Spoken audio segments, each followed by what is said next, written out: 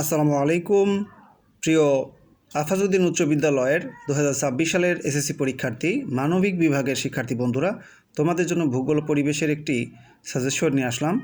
এখানে 50টি সংক্ষিপ্ত প্রশ্ন তোমরা পেয়ে যাবে। চলে যাচ্ছি মূল পড়ায়। এবং আফাজউদ্দিন উচ্চ বিদ্যালয়ের শিক্ষার্থীদেরকে বলছি, তোমাদের কিন্তু ঈদের পরেই একটা চূড়ান্ত মডেল টেস্ট পরীক্ষা রয়েছে। সেই মডেল টেস্ট পরীক্ষায় কিন্তু এই সংক্ষিপ্ত প্রশ্নগুলো থেকে প্রশ্ন করা হবে। তো আমি তোমাদেরকে প্রশ্নগুলো একটু দেখাই দিই, পরবর্তীতে উত্তর দিয়ে দেবো এগুলোর।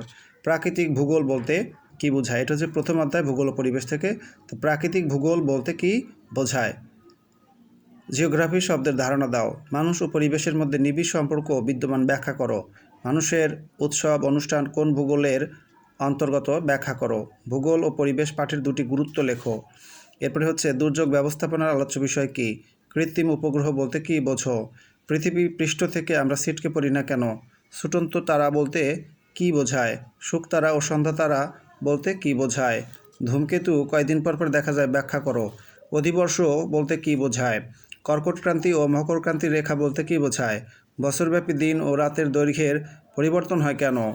তারপরে তৃতীয় অধ্যায় মানচিত্রের ধারণা দাও বা ধারণা ব্যাখ্যা করো। কানাডা একাধিক প্রমাণ সময় হওয়ার কারণ কি? এরপরে 3 নম্বর জিপিএস এবং জিআইএস কি? জিআইপি লেখছে, আচ্ছা জিপি ভুল করছে হয়তো। যাই হোক, জিপিএসের গুরুত্ব লেখো। স্থানীয় সময় ও প্রমাণ সময় বলতে কী বোঝায়? মৌজা মানচিত্র বলতে কী বোঝায়? পাললিক শিলায় জীবাশ্ম দেখা যায় কেন? পাললিক শিলায় এখানে হবে জীবাশ্ম, আমি বানানটা ঠিক করে দিচ্ছি। জীবাশ্ম দেখা যায় কেন? তারপরে হচ্ছে বহিজ আগ্নেয় শিলা বলতে কি বোঝো। পম্পেই নগর কেন ধ্বংস হয় ব্যাখ্যা করো। সুনামি কি ব্যাখ্যা করো। ওয়েব ট্রেন বলতে কি বোঝায়? এরপরে দেখো, উপনদী কাকে বলে ব্যাখ্যা করো। বদ্বীপ সমভূমি কোথায় গঠিত হয়? লেকলিত পর্বত কিভাবে সৃষ্টি হয়? এরপরে হ্রদের সংজ্ঞা দাও।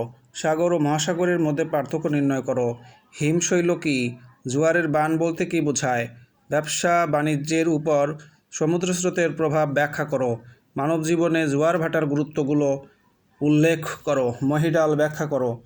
বাংলাদেশের ভৌগোলিক অবস্থান লেখো। বাংলাদেশের অধিকাংশ নদী দক্ষিণমুখী কেন? কালবৈশাখী ঝড়ের বিবরণ দাও।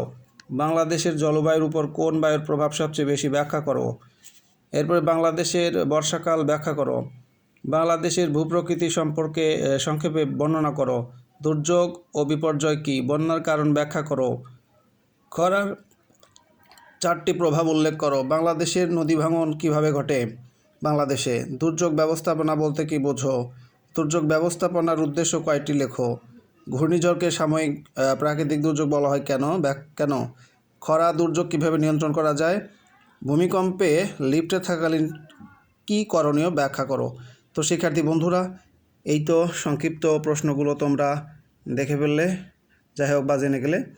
এগুলো তোমাদের পরীক্ষার জন্য অনেক ইম্পর্ট্যান্ট। যাই হোক, আমি এর পরবর্তীতে ধারাবাহিকভাবে এই পড়াগুলোর উত্তর দিয়ে দিচ্ছি। যাদের উত্তরগুলো লাগবে তারা অবশ্যই ভিডিওগুলো দেখবে। যারা চ্যানেলটা সাবস্ক্রাইব করেনি এখনও, চ্যানেলটা সাবস্ক্রাইব করে ফেলো। আর তোমাদের জন্য একটা গুড নিউজ রয়েছে, সেই গুড নিউজটা আমি পরে জানাবো।